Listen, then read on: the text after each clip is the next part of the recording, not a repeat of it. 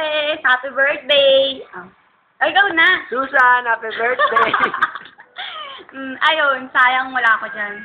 Sana nandyan ako kasi may baby na ako eh. Idadali pa kita muna si Chloe. Si Chloe, oh. Nakikita mo? Nagtutulog.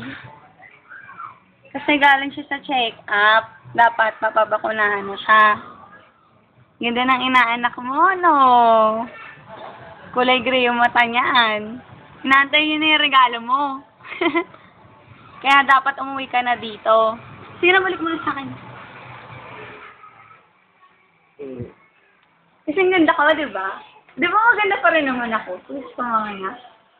Inibidyan kasi ako ni Stephen eh. Basta pag may time ka, punta ka na dito para madala mo na yung natin. Sana yung miss na kita. Naiiyak ako. Hindi, sige na. Yun lang. Basta sana mapanood mo to. I love you! Bye-bye! Oh, go!